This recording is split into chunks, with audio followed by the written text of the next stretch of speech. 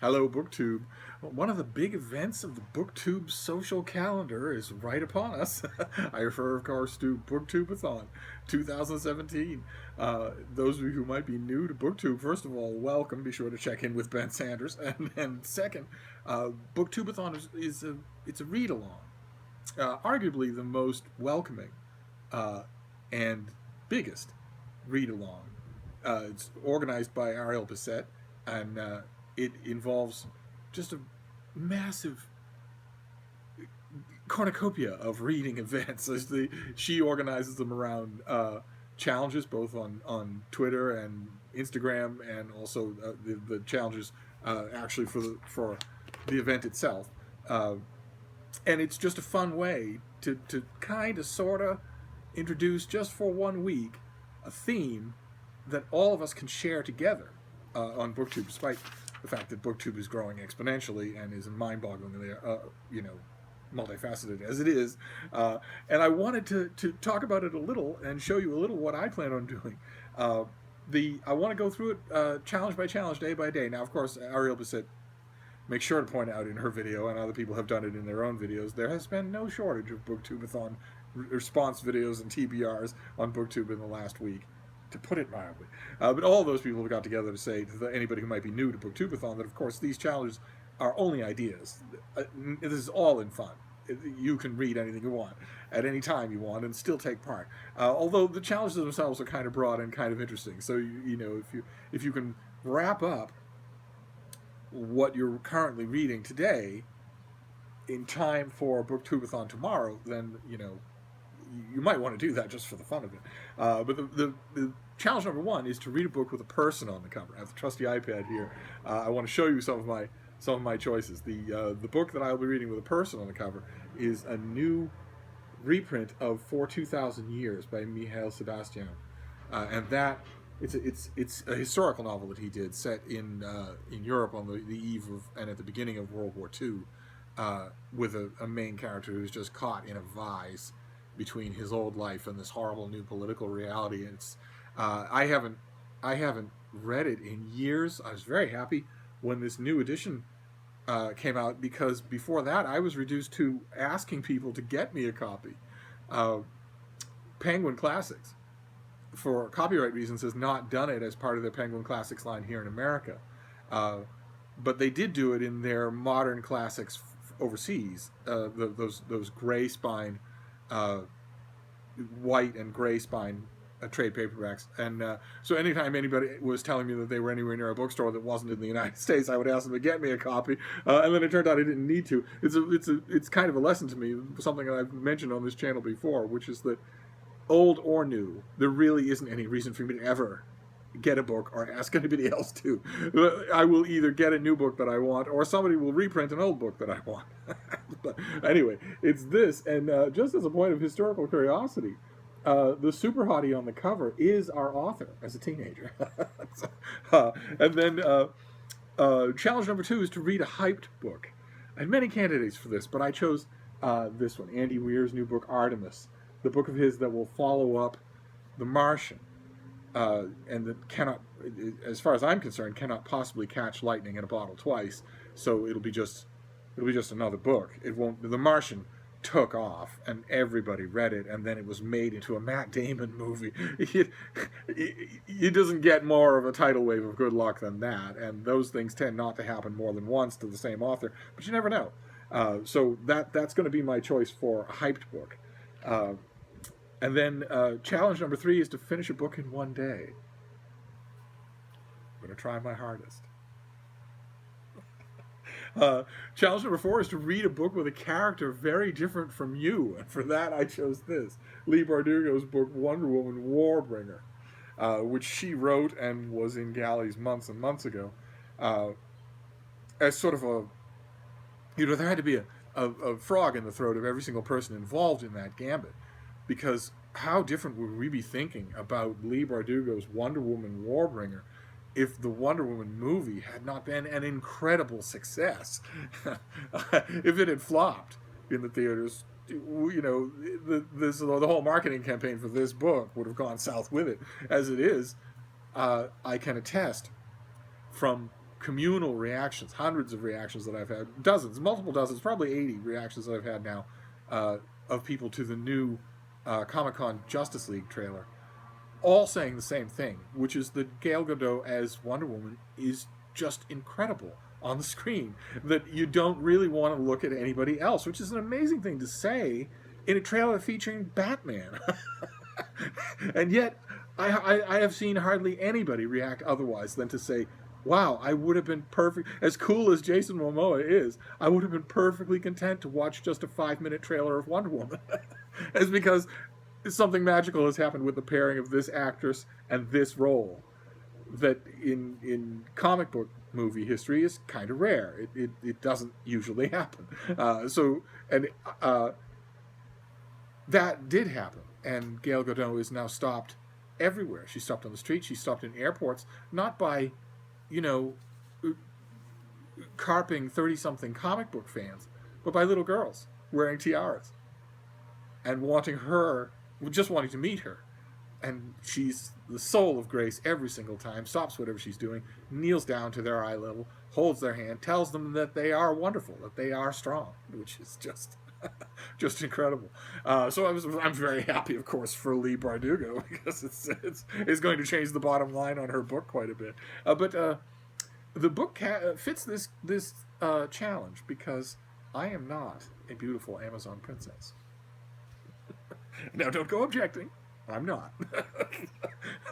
Let's see here. Challenge number 5 is the one of the two things about this year's BookTube-a-Thon that got everybody talking. One in a funny way, and one in a not so funny way, which we'll come to in just a minute. This one was a funny way, and it was to read a book entirely outdoors. Which had people all over social media acting like they had never before this moment realized that there was such a thing as outdoors. Much less go out there and read. What are you going to do? You're pasty white. You never go outside. You spend your time inside reading. People were talking about the heat, because of course the world is mostly hot.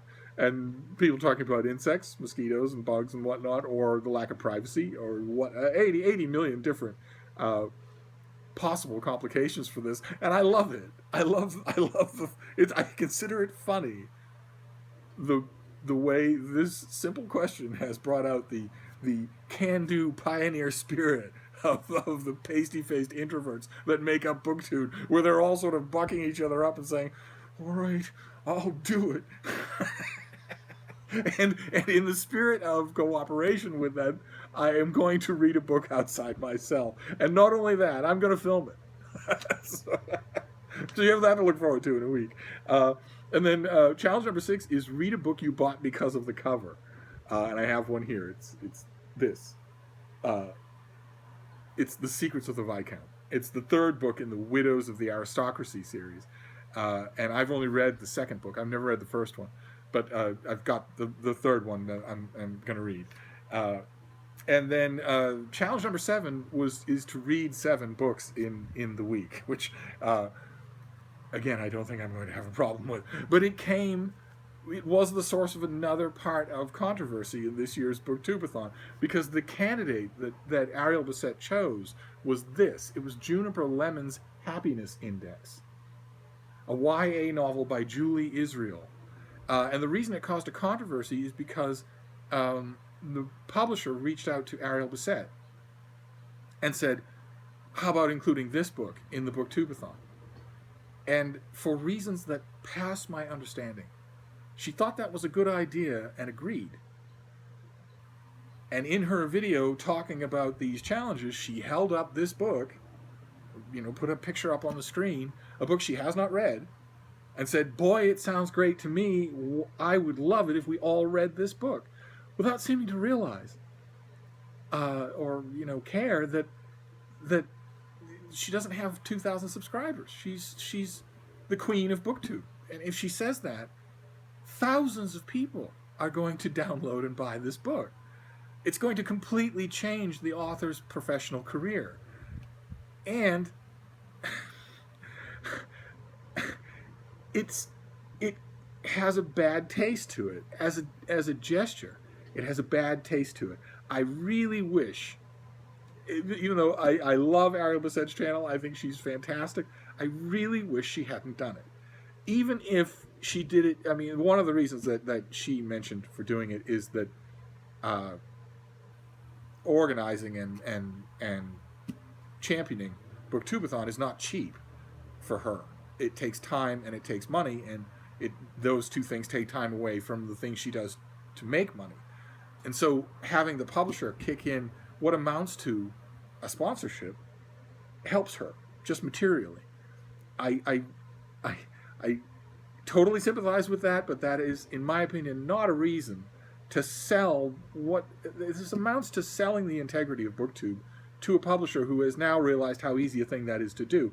If the question is pragmatic, BookTube-a-Thon, organizing it and championing it takes money, all Ariel Basset would have had to do would be to make a 1-minute video telling people that and setting up a Patreon or PayPal account of some kind or other. She would have had, in the course of 10 hours, more than enough money to run the thing, without yoking the whole event to a book that she can't actually even recommend. She just thinks it looks like fun. And of course the publisher wants her to say that because they want the book to do well.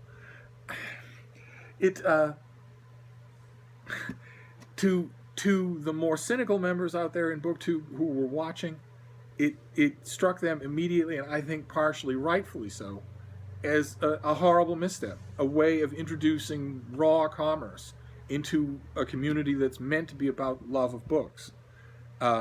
Which is kind of a funny thing to say, you know, when you're talking about Ariel Basset, since she helped to make the community. And the less cynical members of BookTube were signing up right away, left, right, and center. Oh, it looks good. Ooh, it looks good. Ooh, it looks good. I will buy it. I will download it. I will pre-order it. Or complaining that they can't do that, or complaining that, you know, yes, you've held it up and you've said, wouldn't it be great if we all read this together? You haven't actually said that one of the rules of BookTube-a-Thon is that you have to buy this book. In fact, Ariel Basset went out of her way to say that isn't true, but come on.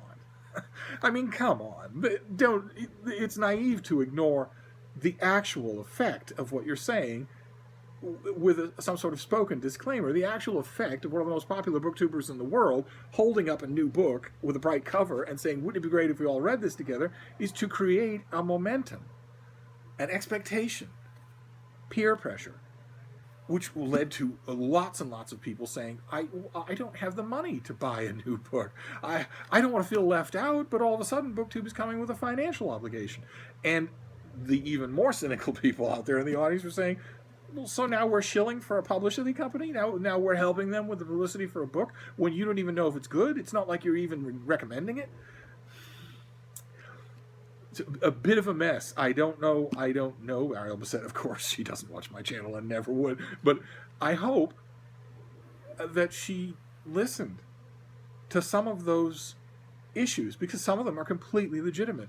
I really hope that BookTube-a-Thon 2018, I really hope that it ends when she does the 7th challenge, read 7 books in 7 days. I really hope that she does the same thing. Puts the picture of a book up on the screen, holds it up, and says, wouldn't it be great if we all read this book? And then picks something that anybody can find in any library in the world. Pick something like that, even if it's YA. I'll be the first to cheer if you pick The Giver by Lois Lowry, or The Bridge to Terabithia, or you know, something like that. Or you can make it really fun. Pick something that's really fun. Pick a kid's illustrated book. Imagine having a whole week of people doing videos about Hop on Pop. Wouldn't that be incredible? Something like that, where you're not furthering anybody's financial aims at all, where there's not even the suspicion that you're trying to help out a publisher, or if you're not, where there's not even the suspicion that a publisher is taking advantage of your event, with or without you being aware of it. I love the idea, hate this specific execution. I, of course, will not be reading Juniper Lemon's Happiness Index unless the publisher sends it to me totally unconnected with this event. Then I will. But I'm not going to download it or request it or get it from a bookstore in order to read it for this event. What sounds from its description like a completely by the numbers YA book. I will read 7 books in 7 days. I will definitely fill the challenge, but I'm going to ignore Juniper Lemon's Happiness Index. and I will still watch all of your videos if you read it, especially if you end up liking it. I can't help to be curious about it, but I understand the controversy, the brief controversy that this sparked. Of course, that brief controversy has, I think, now played itself out. People are now that we're on the eve of BookTube-a-Thon, in fact, I think it's already started. I think that I just saw a tweet that it's already started in some parts of the world. Now that we're on the eve of it, now that it's beginning, everybody's only concentrating on how much enormous fun this is, and that I agree with completely. So and I'm wholeheartedly on board. The only thing I'm not sure of is how I want to do it. I tend to make multiple videos a day, in case any of you didn't know that. I wonder if maybe I will make a BookTube-a-Thon video for every day, in addition to everything else I do. That might be fun, especially since I know that I'm going to be making a discrete BookTube-a-Thon video outside. So if I'm going to be doing it once, why not do it 7 times? So I'll ponder that and see what I decide. But in the meantime, that's BookTube-a-Thon 2017, and I can't wait to hear what the rest of you do. So I think we should all participate. And also, you know, as kiss-arsy as it sounds, in addition to all participating, we all ought to go find Ariel Bissett on social media, on Twitter, on Bookstagram, on her channel, and thank her. Just as simple as that. Just thank her. This is a great thing she's doing, and she's taken it upon herself on her own hook to do it. So, you know, it's a lot of work and a lot of time, and she pours a lot of energy into it, and that's really good. So I will thank her, and I hope the rest of you too. And that's it. I will see you soon. Thank you, BookTube.